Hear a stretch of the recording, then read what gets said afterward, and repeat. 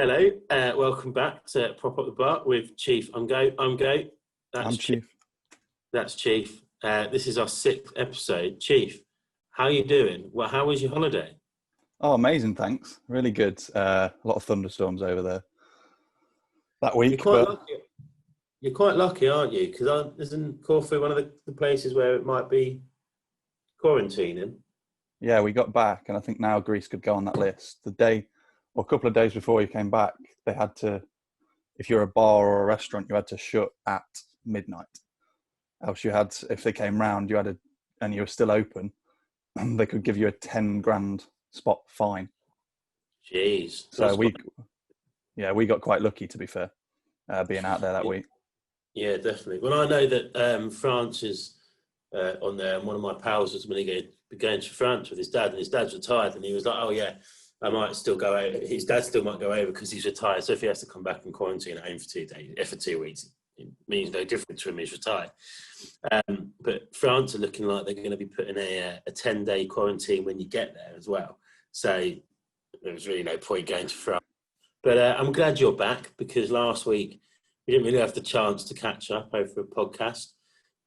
You were busy and tired, and I was very busy with the alcohol. So we couldn't record. But it does mean, like I said on Facebook and the other social media platforms, that we have managed to come up with some fresh content. Fresh content which is very close to our hearts. Can I just stop a minute, because I've just got back from a run. I wanted to get that in this morning. And when I was running up the hill, I saw a load of cows sat down. And I know we spoke about this is it going to rain? Is that what it means? It's going to rain. Okay. Do you know how I know it was going to rain? Check the fucking weather forecast. Right. So, bleep that. So, I text Chief the other day saying, come up with some content. It's the best thing I've found in a while. And I've cleared it with this group that we were allowed to use their content. So, hello, Trent Confessions. Thank you for giving us permission. So, Trent Confessions is a Facebook page. There was one actually that stemmed around when we were at uni, and I did feature. What did you confess? I didn't confess. I was someone's confession. I wasn't someone's confession. I was included.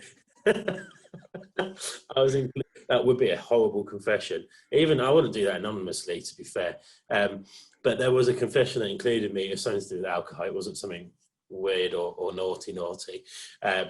But this page is full of absolute weapons. So basically, it's a place where Trent students will email in their stories anonymously, and then they will turn up as posts on Facebook. Some of them just short one-liners. Some of them include memes, which are a bit useless for a podcast, so we won't be doing that. You can go over Trent Confessions on Facebook to find it. But I think we should crack on, and I should read you some of my favourite Trent Confessions I found over the last few days. There are hundreds on there. There's nearly 700, I think, by the looks of things in front of me. There's nearly 700, so we've got a fair few weeks out of Trent Confessions. So I think this is going to be a good segment of the podcast. I'm excited. Dan, you've not seen any of these, have you? No, you text me just before saying, what's happening? I'm not going to even prompt you on any of these confessions. Some of them are really whack. And I'm like, what? And then I realised what he was on about, and now I'm really happy to be able to hear them. I thought I was going to have to confess some stuff, which I'm not going to do. We can go to that another week. I think when people listen to the podcast, when I've spoken to people are like, is it scripted? And when I say to people, I just say stuff that comes to my mind, or I don't prep Chief at all, I just put it out there. People don't believe me. This is a 100%, this doesn't work. But anyway. Is that because I'm so good at handling whatever you throw at me? I think it's because you've known me too long to be fazed by the ball that comes out of my mouth. There's some really short, like I said, some really short ones. It's the first one that I kind of my eyes zoned in on, and I did laugh. It's quite sadistic. Okay. So I think that's the word I was looking for. It was Trent Confessions number 674, so it's quite relatively recent. I used to go to Tesco's next to the university, so on Shakespeare Street, next to Arkwright Building, and would switch the meat and vegetarian packaging on microwave meals just for the thrill of it. How? That's horrible. That's not good, is it? That's No. imagine Imagine if getting home with your vegetarian meal going, oh, this corn really tastes like meat. This is really good. They've nailed it here. They've nailed it. do you think they had a housemate who was a vegetarian and they were just playing prank? It's got to see things like that often stem. I thought this. There's someone along the line must have been a vegetarian who would have wronged them somewhere along the line. So I feel like if you are this person who was swapping around meat and vegetarian packaging, let us know. I'll give you a call. We'll have a chat. We'll chat it through. I don't like them either, really, but I've got over it. They've not wronged me. If someone's wronged you, let me know, and we can help. I don't like them. I don't like them either. Well, that way, it did not specify to meat eaters or vegetarians or people that swap packaging. So I'm going to either get hated by all of the listeners or none of them. We're So inclusive here. We're inclusive of all of we you. are inclusive. We are inclusive. And I don't hate vegetarians. I actually quite like vegetarians, if I'm honest. More meat for me. Anyway, so that's kind of a basic one. This one, Trent Confessions 691. There's a bit more of a story to this. I bet you more blokes at university have done this, or even after university have done this, and they would never, ever tell a soul. I would admit I've done it once while on a Zoom call, the premise of it. But anyway, let's crack on. So during term time, I picked up the bad habit of pissing in empty whiskey or rum bottles in my room because the toilet was at the end of the corridor. Now, that's not the whole story. That's just the background of the story. I guarantee you more blokes than would admit it have been pissing in bottles in their bedrooms, especially in a shared house. If the bathroom's far away and it's taken, you need a wee. You're not going out the window, are you? You're not going in the bin, going in a bottle, because that way you can screw it up. You can either go and empty it, or you can just lob the old bottle. I don't think it's a necessarily disgusting thing to do. I've never done it myself, but I don't think it's a disgusting thing to do. I can see why. I'm worried about where this story then goes after that because I've got some thoughts already. So, one night, one of my flatmates came in to ask if she could borrow some alcohol because I always have some, as I'm a borderline alcoholic. Preach, brother. I'm assuming this is a bloke, to be fair. That's a really bad assumption, but I know the fairer sex. They would not do that. Anyway, I suggest, thinking I'd already emptied the pissy bottles first thing in the morning. How wrong was I? Apparently, at her pre, she took a shot of it before the realisation dawned on her that she'd been drinking a bit of my homebrewed juices. Long story short, everyone calls her piss gobbler now, apart from me, because she says she never wants to speak to me again for some reason. Now, what I absolutely adore about this story is she got the nickname out of it. Not pissy bottle, none of that. I genuinely thought he was going to drink it at some point, not someone else was going to drink it. So it had another twist for me. It was amazing. It was the other person that twisted it, and the fact that they're now called piss gobbler is great because it's not her fault. She had no say in this. It wasn't her decision. Some people do it as a choice. I think that's great. I'm fair play to him because he got out of the way of getting a nickname from it, unless he's not told us his nickname. I'm not a big whiskey drinker myself, but yeah, surely when you opened it, it wouldn't have smelled like whiskey, depending on how long it's been in there as well. I've had some bad whiskies. To be fair, a lot of Irish whiskey does smell a bit pissy, in my opinion. Sorry to the Irish. I like them. Is that the bottle we're getting for someone on our competition that is rolled over until next week? Yeah, it will be alcohol. Oh, yeah, that's a good point. The competition's rolled over to next week, but we'll make sure it's an unopened bottle of alcohol. And if we did talk about this beforehand. There was no actual T's and C's at the start, but we can put one T and C out there now. It will be alcohol. It will not be piss. T's and C's, you've got to be in the UK. It will be alcohol, and you've got to be over the age of 18 because I'm not getting done. another nice little one. I think this is one which a lot of people can maybe have to relate to at some point, and this is one I want listeners to email in and let us know of their COVID Zoom or video meetings or Skype dramas, because this is a great one. So, confession 648. Can't be dealing with Skype calls with my tutor anymore. Did one yesterday in my dressing gown and didn't realise my bollock was hanging out the side of my boxers the whole time. Now, fair play to the tutor. Fair play to the tutor for not notifying. But also, I want to know where your camera is positioned. Yeah. For those who are watching on YouTube, it's pretty much going to be sat like that, isn't it? If I'm honest. Which isn't the best way to have a meeting with your tutor. You might as well go on Omegle for that. But I want to know what other people have done. You've seen stuff on Facebook, probably all staged, where someone's getting unchanged in the background or someone's in the toilet. But people have got to have had awful, awful experiences on Zoom.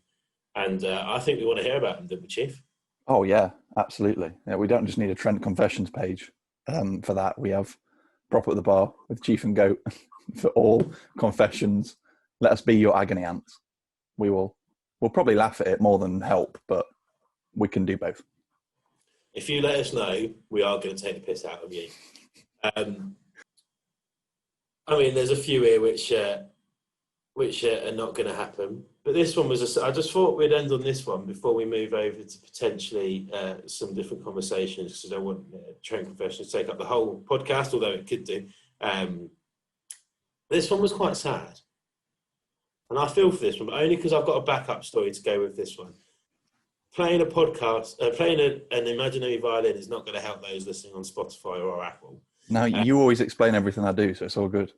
That's good, because I've got to audio describe, because you don't realise how technology works. He's doing it again, listen. So, 632. I didn't get that far down. That's how many cracking confessions were on here. So, 632. A girl just pied me off by saying she didn't want to get with me because getting off with me might spread coronavirus. Right. That's absolutely fine. Completely agree with that. There's new guidelines out there from Boris about how to and how not to, which we will discuss later, because I think that's incredible. But this then takes a very emotional, sad turn. A girl just pied me off by saying she didn't want to get off with me because getting off with me might spread coronavirus. Fair play, get that. So she didn't want to get off with him. But then he looked across the room and saw her getting off with a much better looking lad. He says he thought he'd been rejected in every way possible before that moment, and that was a new low. And I think that's an absolutely horrific thing to do. So if you're listening and you're the female of this, don't appreciate that. I was going to call you a word, but then I'll probably get hounded for it. But if you're the bloke, don't worry, mate. She never deserved you. Pick yourself up. Dan's crying. Piss yourself up. Don't do that. Whiskey bottles, we've learnt that. Pick yourself up. Brush yourself down.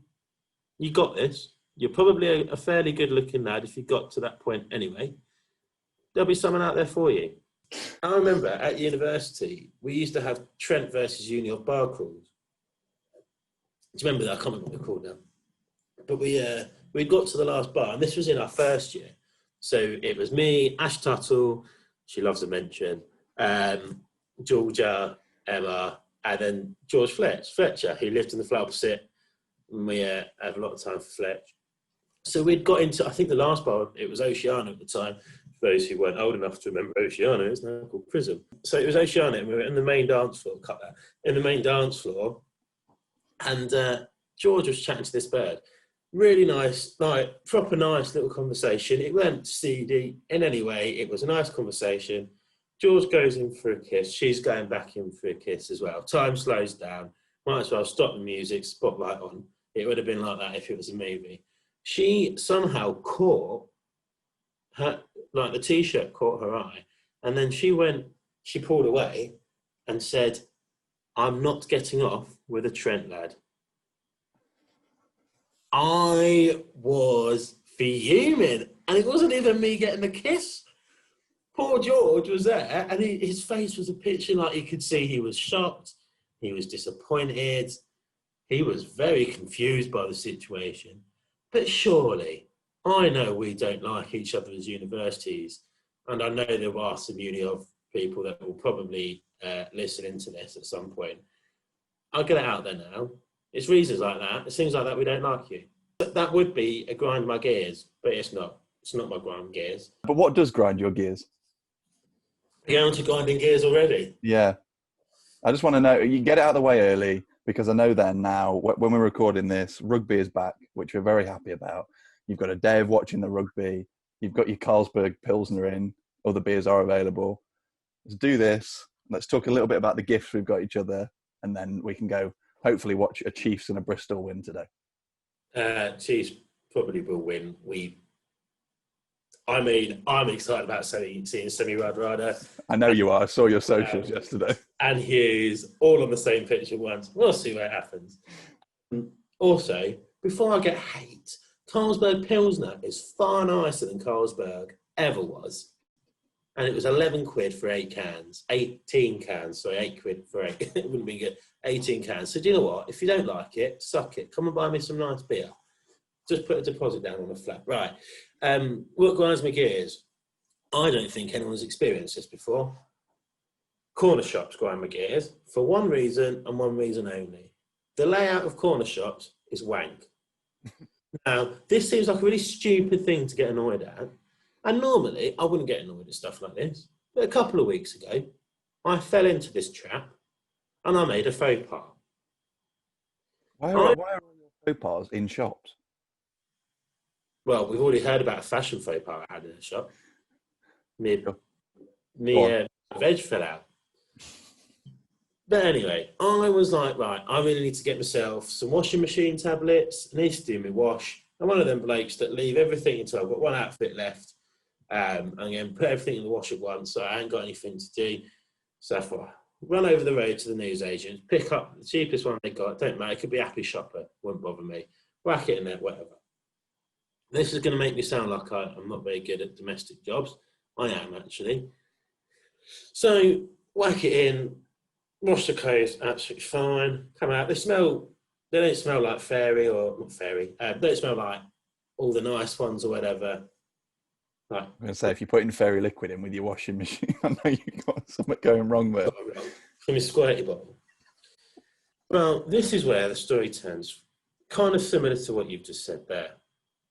Stop doing your little thingy. So I was on a Zoom call for a quiz. We got bored of the quiz. We were all quite drunk. We decided to play Generation Game. So, you know, on the Generation Game, when things come through in the conveyor belt, you go, oh, some aftershave. Oh, there's some cold spray. So I was doing it. 2 o'clock in the morning or whatever. Coming across, washing machine tablets. Put them down. And I could see people's faces going, he doesn't mean that, does he? But fair play. And I was going, what's everyone getting? Dishwasher tablets. You what? Dishwasher tablets. No, don't get the point, because they were washing machine tablets. No, they were. I'd been washing my clothes with dishwasher tablets, and I thought the only reason they smelled slightly chemically was because it was at 85p or whatever. And that's only because, right, I went back to the shop. These are what I got now. Surf, other brands are available, as Dan likes to say. There was a Surf one. There was, then there was this generic brand of dishwasher tablets, and then another washing machine tablet. Or something. So they'd placed dishwasher tablets in between 2 washing machine tablets. And it was cheap, and all it had was like 85p on them. Like, come on, give a bloke a chance. I don't look at what stuff I pick up and out. Quite often when I go to the fridge for dinner, it's a bloody lottery. I don't know what I've bought. How am I going to know the difference? Ridiculous. I went to pubs smelling like I'd just been sat in a dishwasher cleaning myself for an hour.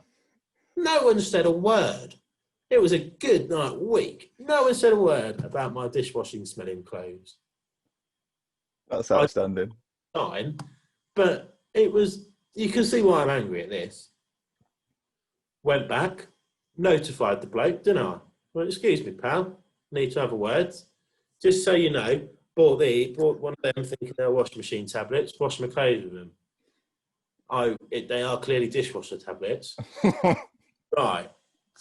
Just because they say they're dishwasher tablets on the front doesn't mean I'm going to bloody read it, does it? If there's bread, I'm just going to pick up bread. I don't care if it's Hovis or Aldi's own or whatever. I'm just picking it up. Fuck. Fuming.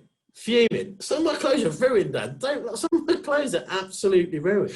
I'm sorry, I should be giving you more sympathy, but I've not laughed this much in ages. My cheeks hurt. That's outstanding. I'm absolutely fuming by it. I don't think this is funny. Oh, well, we'll put it out there and see how many people find it funny, because I think others will be on my everyone's side. Going to find it funny, aren't they? I can't wait to clip this part up and put it on our social channels. Oh, great. Anyway, let's make you feel better anyway, because I was on holiday last week and I did bring you back. Make you feel better, not me. No, I did bring you back a gift. Yeah. You've got a gift from me, from King's Lynn, and yeah. we haven't actually managed to meet up yet and exchange gifts. No. But we will do that this week, and there will be a video of this because I want to see his face. We did think about us opening each other's gifts on today, but I want to see his face when he opens it. So I also haven't wrapped mine, and I think you might be slightly disappointed in mine.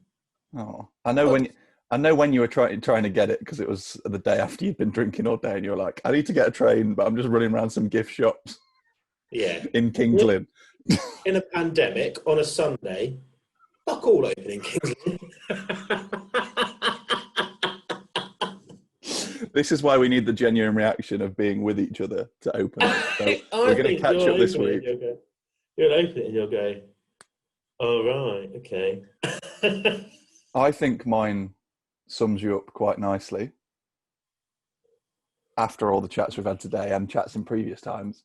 And it was oddly helped by Mum and Dad. They came up with the idea as well. They helped with the idea. So. I knew they were better. I was going to say your surname. I don't know if you want your surname out in public. But they're Robins, if I'm honest. Like, your dad's always been a class act.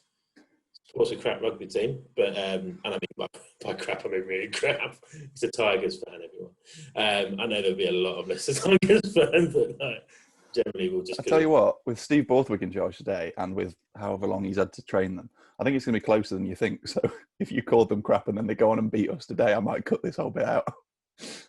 I think watching Sale yesterday. We don't want rugby chat. Watching Sale yesterday, who were second favourites, they. Yeah, you could be in for a tough ride today. I don't think Briz will, because I think Briz might because it's Saracens, but I think it's a good team. Anyway, let's about rugby. I can't wait to come and show you, give you your gift, and then we'll catch up some point this week. And just to avoid confusion, the only reason we're on Zoom today is just because of logistics this week. It just wasn't possible. We will be back with each other. Personally, I think we're better when we're together. Bit of Jack Johnson reference there. I think we are better when we're together. Do. Right, see you later, everyone. See you later. A good week. We'll speak to you soon.